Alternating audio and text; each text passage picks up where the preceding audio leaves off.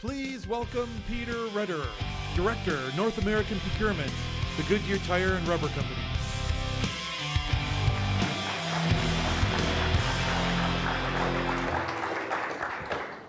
Welcome, welcome. I think I'm missing no, just kidding, 5 minutes on there.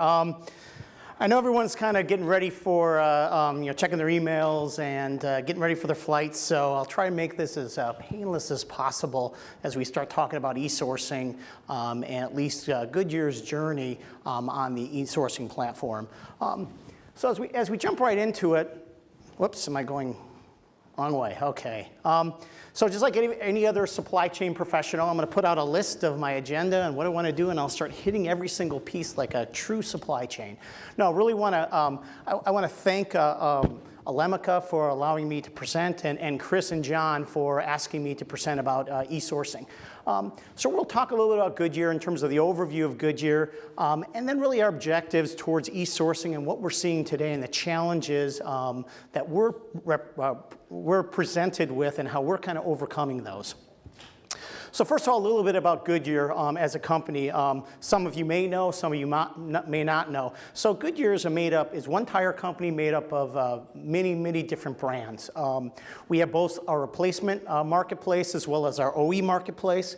OE marketplace is really driven by brand value. So how do we connect ourselves to the right platforms to enhance the brand of our tires? And it's not just the consumer tires, we also have commercial tires, we also have our off-highway business, whether it's off the road, whether it's farm, race, aviation.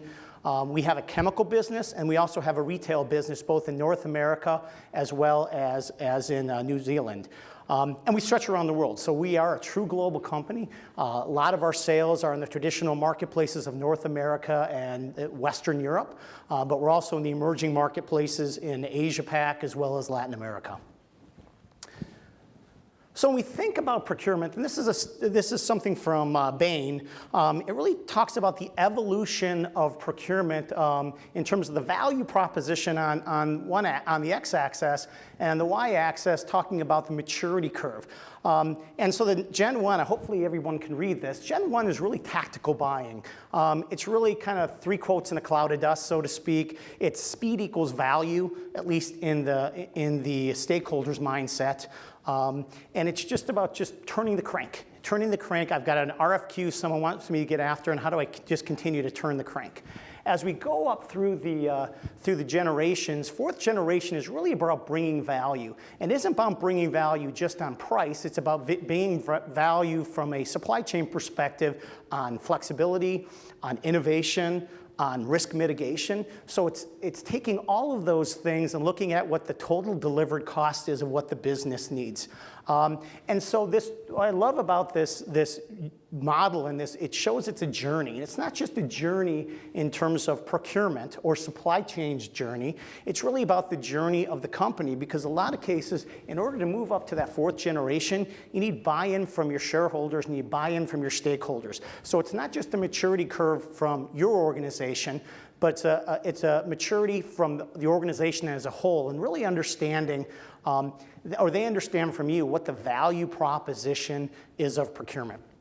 You know, Goodyear right now, I would say, is between the third and fourth generation.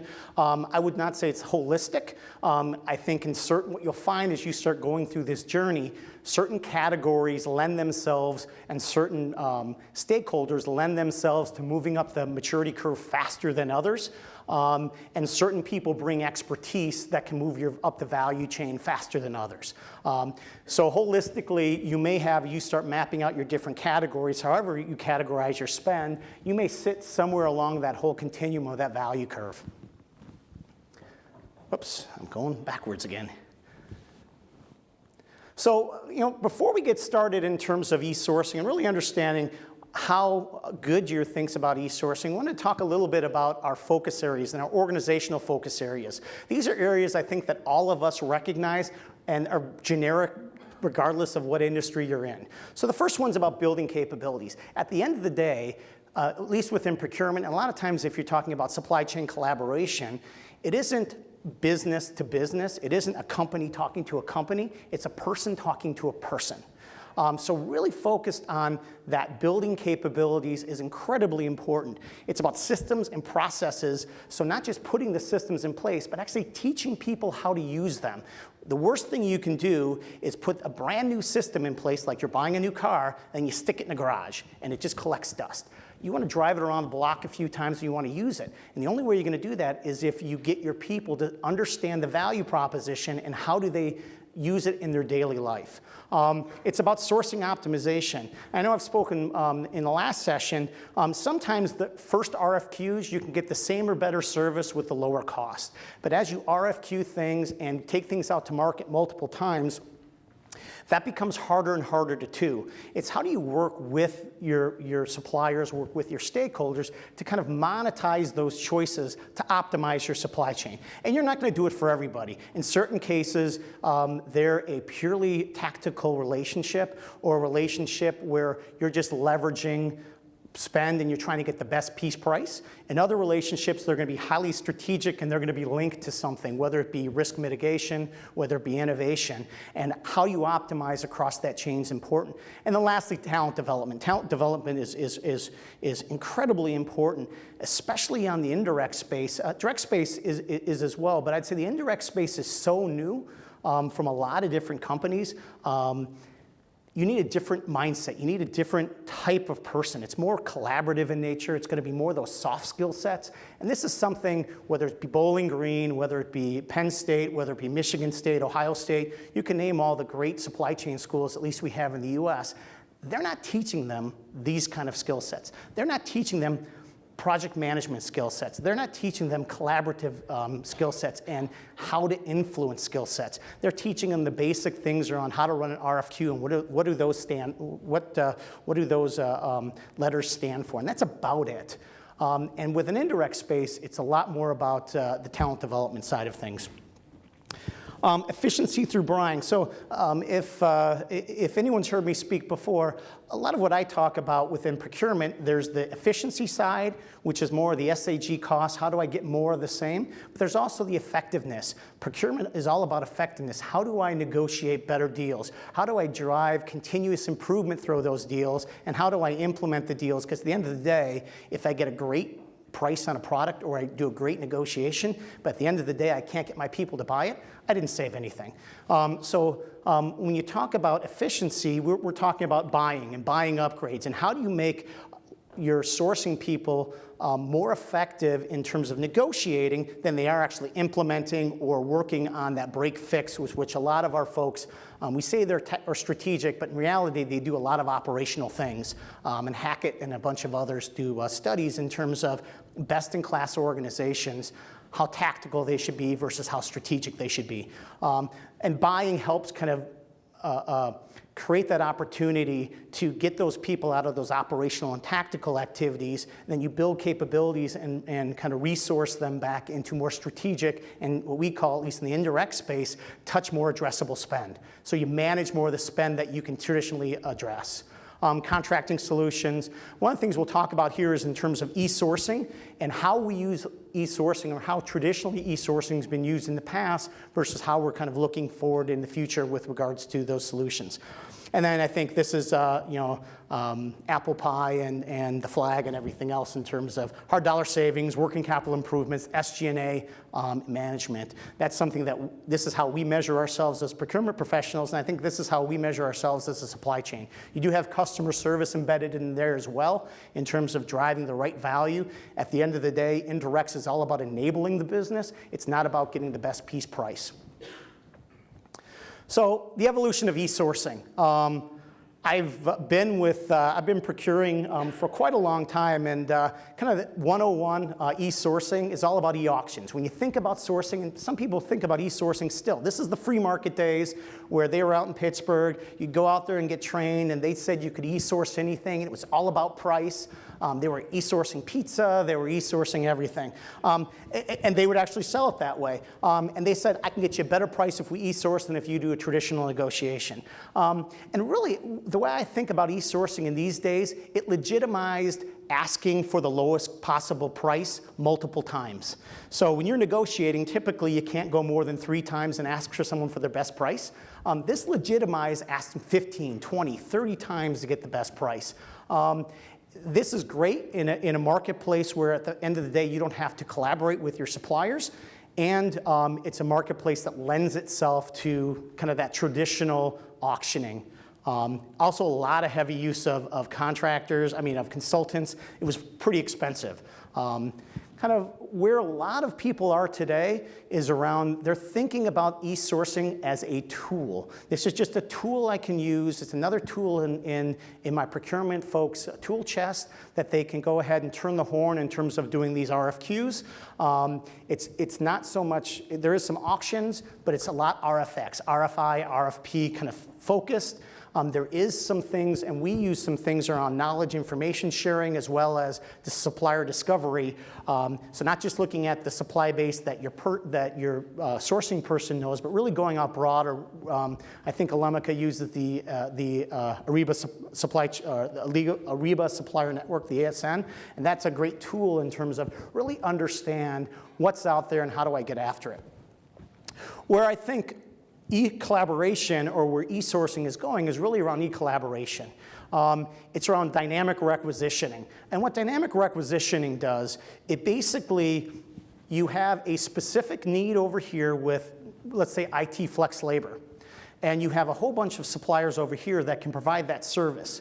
They may have people that are not on a project already, but they need to put them on a project. They may be willing to give you a special deal to make sure those resources are being utilized versus laying them off. So dynamic requisitioning gives you an opportunity to understand where you can connect a need and a want together at the best possible value. It's very similar if anyone's been done travel. When you're looking at hotel rooms, a lot of time your corporate travel rate, someone who's traveling can get a lower rate than your corporate travel rate. And the reason is your corporate travel rate is based on a negotiation that someone can stay any time. It's a corporate traveler. And a lot of times they go on those sites, it's specific because I have a need, I have a room, I make more money actually filling it than I do if I don't fill it. So it's very opportunistic. And so dynamic requisitioning is taking that opportunistic stance to say, do you have a person? I have a need. Online scenario analysis, this is another thing we take a look at. This is how do you put scenarios and put various projects together and scenario modeling to say, if I did this, if I did that, if I pulled these levers, what's the monetized structure of it, and how do I use this to help my stakeholders and the people who are making decisions make better decisions, or at least understand the cost of those decisions. And this goes back to needs and wants. A lot of times, everyone wants everything, but they may not need everything. And so how do you monetize that? And you can have that logical conversation with them to say, you want this, how much are you going to use it? This is what it's going to cost you. Do you really need it? Supplier collaborative expressive bidding. And then really the big thing I see in what's coming up here is around compliance and control. As we're, like most companies now, are getting more and more under compliance in terms of trying to understand what's happening. We're a more litigious society today than we ever have been, talking with our suppliers. They're coming after us quite a bit.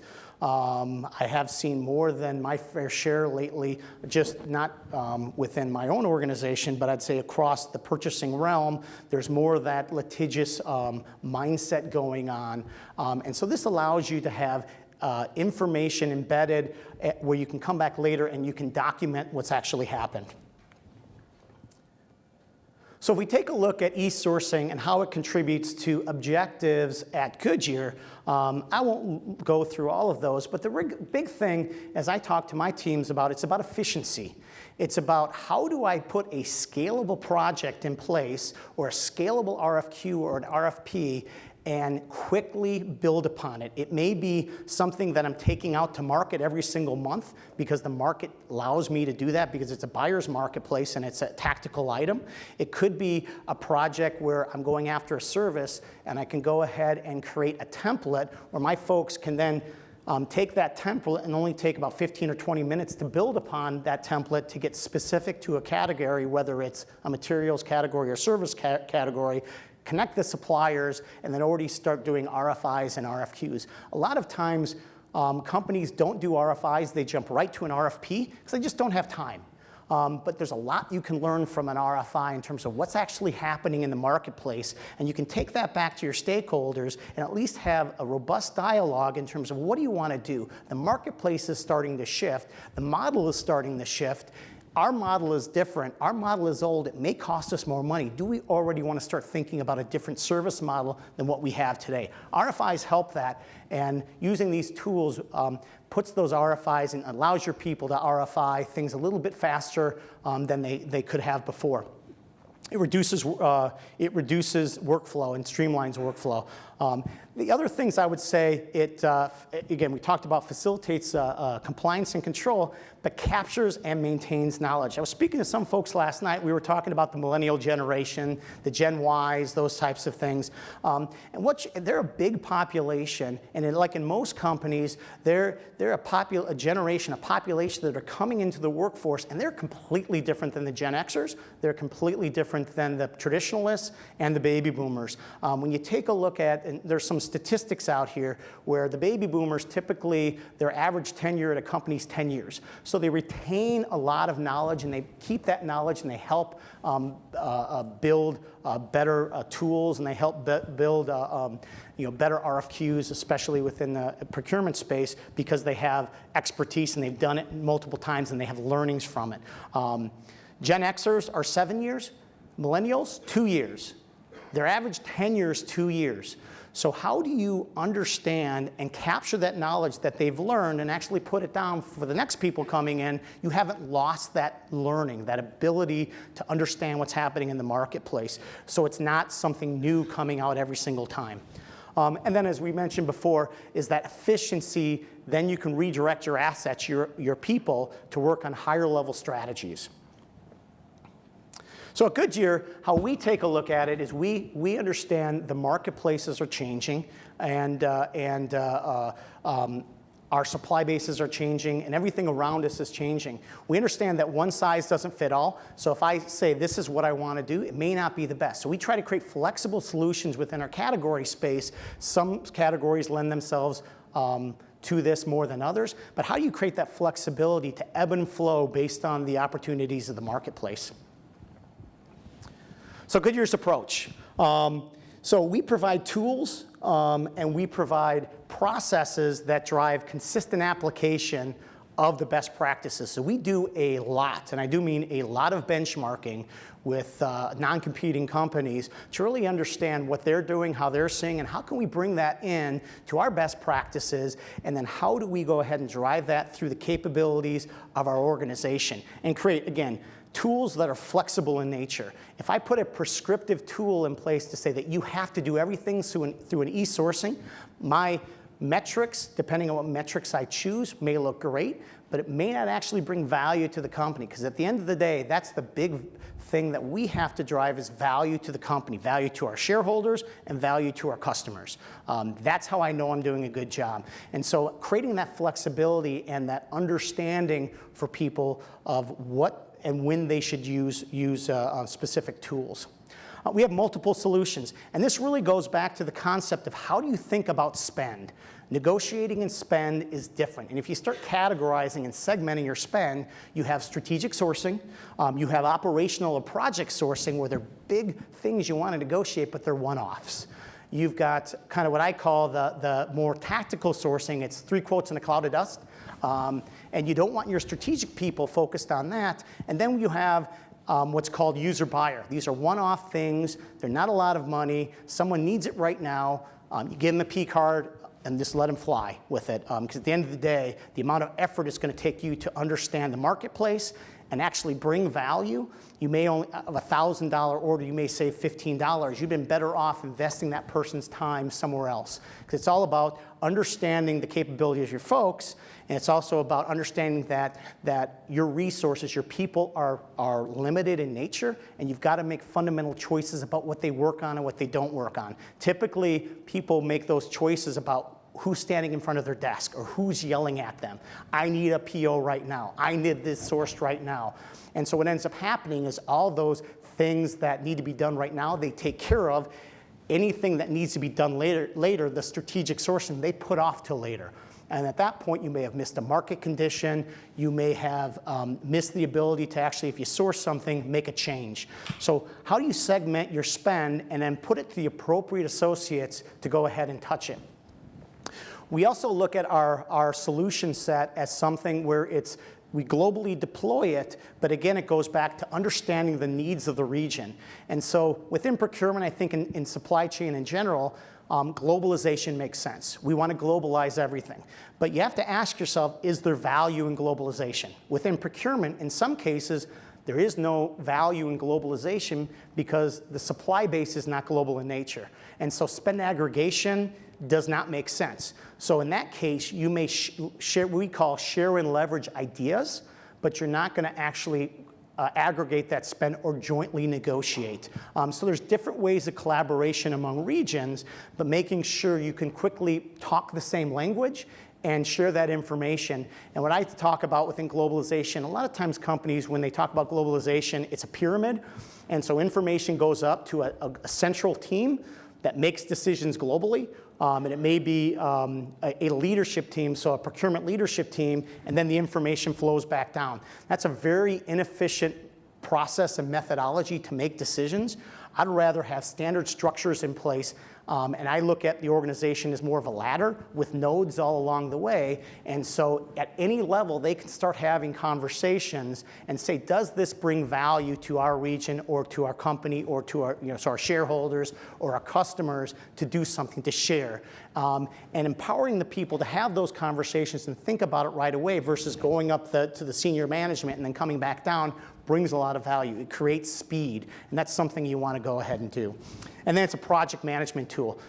Part of procurement, especially indirect procurement, is all about project management, understanding what has to happen throughout. We use a 7-step strategic sourcing process, all the way from understanding what the external marketplace is, all the way through execution of the finalized RFP and actually buying materials off a catalog.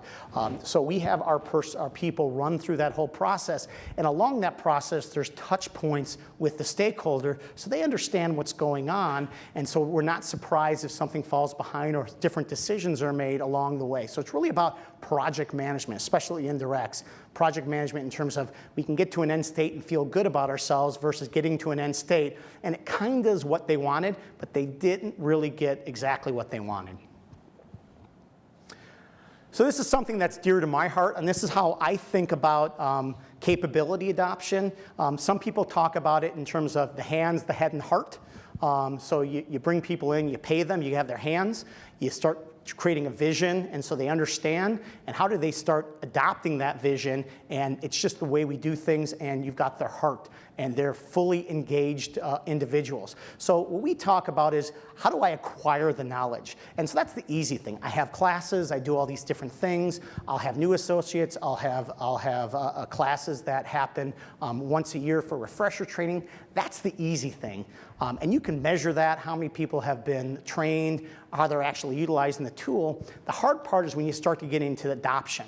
So they not only understand the tool, have been trained in it, now they're actually users in it, and at least they may not be 100% to where they can do it alone, but they understand the value proposition of when to use it, and with help can move through it, but they understand the concepts of it. And then we constantly go then towards institutionalization of it, which when you ask someone, this is how we've always done it. They understand, and they're flexible and agile when to use the tool and when not to use the tool. That's when you have their hearts. They truly understand, they're capable, and they drive value. And so every change management process we use, or every project we roll out, whether it be a buying tool, whether it be a contract lifecycle tool, we tend to use this model around acquiring the knowledge, adopting the knowledge, and then institutionalizing the knowledge. And this is and e-sourcing is no different. And the one thing, and I've spoken a lot with Elemica on this, is what are the metrics that you want to use as a leader to go along that continuum to make sure and feel good that you're moving from the acquisition stage to the institutionalization phase. And at least with regards to e-sourcing, that can change over time, and those metrics can change over time as you become more mature as an organization. Early on, you may have metrics about how much spend is going through e-sourcing, how many events you did, those types of things, where at the end it may be completely different in terms of what you're looking at the metrics and how do you know it's actually been adopted in the organization. So with that, I think I'm a minute and 30 seconds early. So if there's any questions.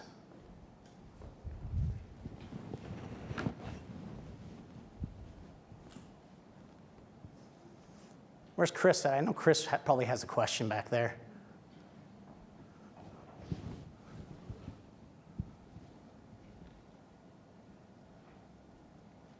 I wowed him, or it's 4 o'clock.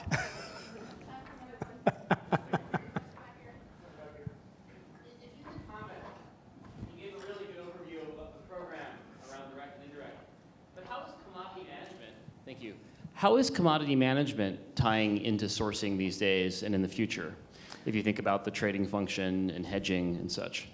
So are you talking about pure commodities themselves? Base materials, exactly. So there's a lot of theories in terms of how you want to get after it and how you want to hedge it. And it really goes back to, I look at it, you want to forward contract, you want to do some type of hedging, whether it's a future contract or whether it's an option type of deal. I mean, it goes back to what is your financial folks, what's your risk tolerance, can you absorb the mark-to-market pricing, or do you have the ability to buy materials and bring it in? The way I look at it is fundamentally you have to ask yourself, and you ask the business, is how vulnerable are we to market dynamics and market movements. In certain cases, you may be entering into fixed contracts with your customers, and so in that case, you may want to hedge your bets and enter into more fixed contracts with your supply base to hedge the margin that you're going to give versus being more opportunistic and riding the marketplace knowing that you have a fixed contract on the sales side. In other cases, you, or at least the business, may feel they can push any market increase through, or they may actually have formula-based pricing on the items you're selling. And in that case, you're just going to ride, you're going to ebb and flow with the marketplace, because at the end of the day, you don't want to be opportunistic in terms of a business that you're not good at.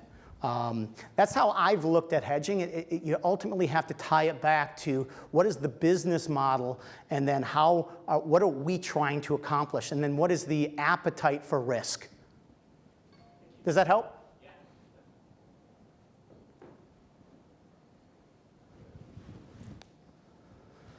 Peter, on the dynamic e-sourcing, is that a viable tool? Going back to your example of a hotel room at $150 that you can get for $120, the next time you go back to negotiate, you know that your vendor can make money at $120.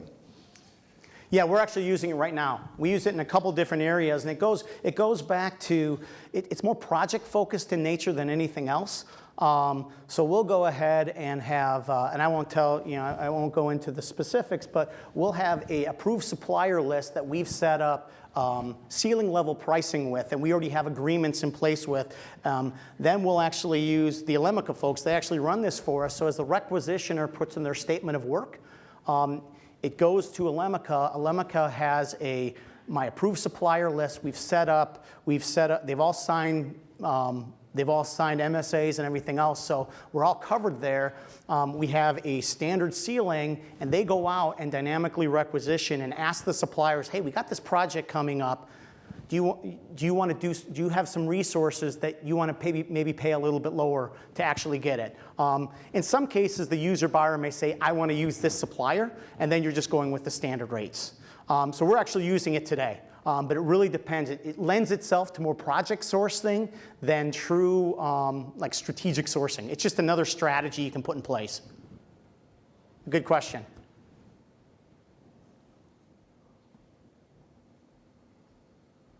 No more questions?